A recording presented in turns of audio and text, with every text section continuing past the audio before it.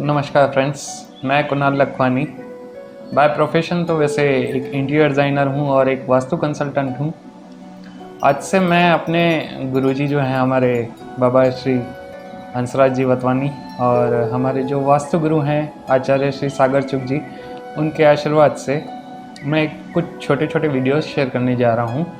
जिन videos में मैं कुछ स्टोरीज़ बताऊँगा जो कि काफ़ी छोटी स्टोरीज़ हैं, कुछ किस्से हैं जिन्होंने कईयों के ऊपर काफ़ी गहरा प्रभाव डाला, जिन्होंने मिलके हमारे इतिहास में हमारा सनातन धर्म है उसकी परंपराओं को काफ़ी गहरी मजबूतियाँ दी हैं।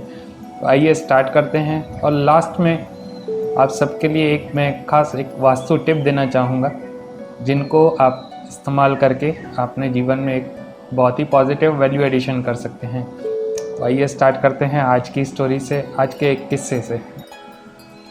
एक बार एक गुरु थे जो अपने शिष्यों को लेकर किसी गांव जा रहे थे। उनका सफ़र काफ़ी लंबा था, थक चुके थे, अंधेरा हो चुका था, रात हो चुकी थी। शिष्य ने अपने गुरुजी को देखते हुए कहा कि क्यों ना हम किसी गांव में कहीं चल के रुक जाएं, रात कहीं पसार कर लें। पूरा दिन चलते चलते थक चुके हैं, क्यों ना कहीं हम आराम कर लें। तो शिष्य की बात सुन के गुरुजी को लगा कि कहीं रुकना चाहिए। उन्होंने शिष्य को बोला कि ठीक है, अगला गाँव आएगा जब हम रुक जाएंगे, वहीं आराम कर लेंगे और सुबह चल देंगे। शिष्य ने बोला जी ठीक है। कुछ दूर चले, एक गांव आया।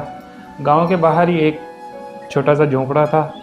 उस झोंपड़े में वो शिष्य गया उनको बुलाने के लिए। जो भी अंदर झोंपड़े में था वो बाहर आया। उन्होंने खोला दरवाज़ा। उन्होंने गुरुजी को देखकर, उनके शिष्य को देखकर काफ़ी आदर भाव से उन्हें अंदर बुलाया।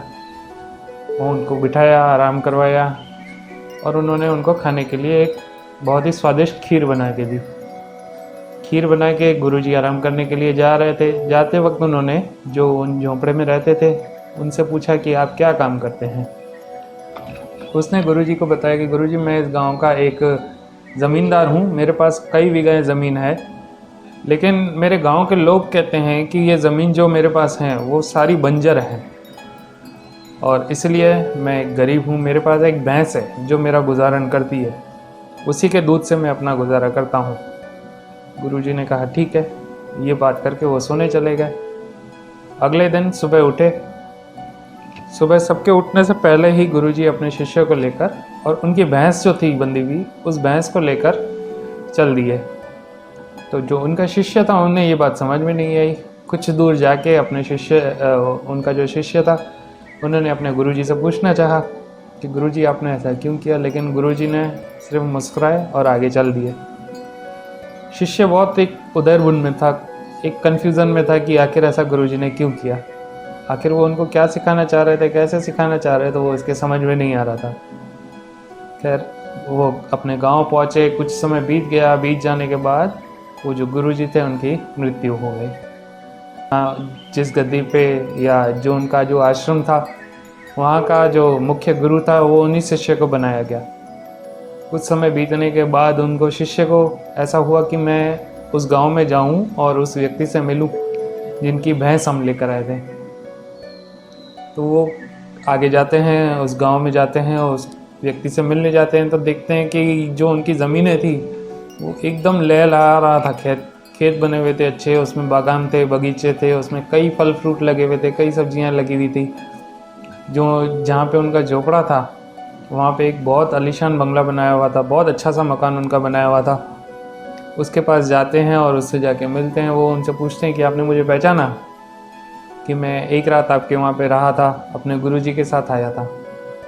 उस व्यक्ति ने उनको पहचान लिया। उन्होंने कहा कि हाँ, आप सुबह मैं उठा तो आप नहीं थे यहाँ पर, और आपके जाने के बाद मेरी भैंस भी पता नहीं कहाँ चली गई। उसके बाद मैं बहुत निराश हो गया था और मेरा गुजारा नहीं हो रहा था, इसलिए मैंने जैसे तैसे करके अपनी जो बंजर ज़मीनें थी उनके ऊपर मेहनत करना चालू की।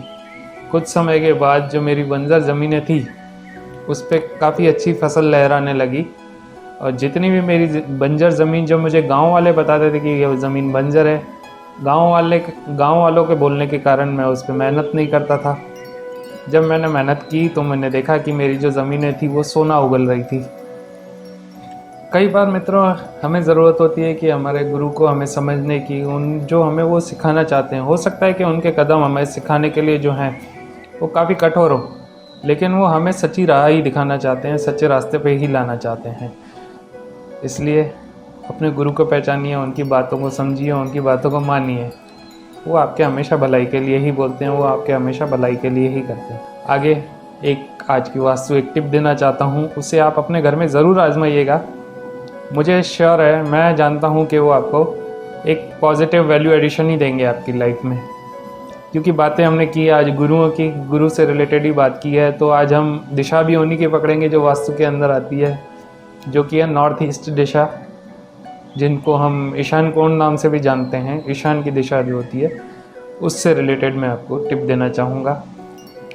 आप फ्रेंड्स अपने घर का जो भी ईशान कोण हो, आपका घर हो या आपकी ऑफिस हो, आपका शॉप हो, जो आपका ईशान कोण है नॉर्थ ईस्ट, आप अपने कंपास में चेक करिए कि आपका घर का नॉर्थ ईस्ट कौन सा है। जो भी आपके घर का नॉर्थ ईस्ट है, तो उसको आप हमेशा क्लियर रखें, वहाँ पे साफ़ सफाई रखें, वहाँ कभी भी गंदगी ना होने दें।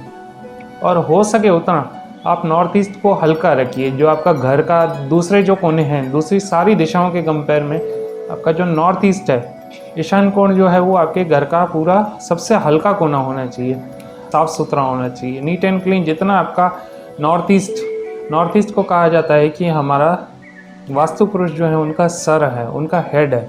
अब हमारा हेड जो है वो क्लियर रहेगा, तो हमारे दिमाग में जो भी विचार आएंगे, जो हमारी सोच होगी, वो एकदम निर्मल होगी, वो एकदम क्लियर होगी। हमें क्लियरली समझ में आएगा कि हमें करना क्या है आगे। हमें कहीं पे भी उलझने की ज़रूरत नहीं पड़ेगी। बस वैसा ही होगा जैसे हमारे गुरु होते हैं, वो हमें सच्चा रास्ता दिखाते हैं, वो हमें समझाते हैं कैसे करना है। वैसे ही नॉर्थ ईस्ट भी जो है वो हमारा गुरु को रिप्रेजेंट करती है। गुरु का जो स्थान होता है वास्तु में, वो है नॉर्थ ईस्ट। तो इसलिए आप अपने नॉर्थ ईस्ट को हमेशा साफ़ सुथरा रखिए, क्लियर करिए उसको, जितना हो सके हल्का करिए उसको, और अपने जीवन में उसे आजमाइए और उसके थ्रू अपनी लाइफ के अंदर होने वाली वैल्यू एडिशंस को पहचानिए। फ्रेंड्स, ये सुनने में एक बहुत ही छोटी सी टिप लगती है, लगता है कि ये क्या बताया इन्होंने, लेकिन यकीन मानिए ये सबसे एक बेसिक टिप है। आपको मैं आगे जो भी टिप दूंगा, जो भी चीज़ें बताऊंगा, अगर आपका नॉर्थ ईस्ट क्लियर होगा, आपका ईशान कोण जो है वो निर्मल होगा, साफ़ होगा, आपका माइंड क्लियर होगा, तो ही आपको एक एक चीज़ जो है वो फील कर सकेंगे। जो मैं आपको टिप दूंगा आगे चल के बताऊंगा कि आपको ऐसा करना है, वैसा करना है। अगर आपका माइंड क्लियर होगा तो आप क्लियरली वो समझ सकेंगे कि मैं क्या बोलना चाह रहा हूँ, क्या करवाना चाह रहा हूँ। और वो करने के बाद आपको उसकी जो फील आएगी, जो आप वो अनुभव करेंगे, वो तभी कर पाएंगे जब आपका माइंड क्लियर होगा। तो इसलिए सबसे बेसिक मैंने, इसलिए शुरुआती मैंने नॉर्थ ईस्ट से करी है, जो कि सबसे बेसिक है। हमारा माइंड सबसे पहले क्लियर होना चाहिए। हमारा माइंड क्लियर है तो उसके बाद ही हम सब चीज़ देख सकते हैं, हर चीज़ को अनुभव कर सकते हैं। इसलिए इस चीज़ को ज़रूर करिएगा, तो ही आगे मैं आपको जो भी रेमेडीज़ बताऊंगा, जो भी आगे आपको टिप्स बताऊंगा, वो आप उसको फील कर पाएंगे, अपने जीवन में उतार पाएंगे। धन्यवाद।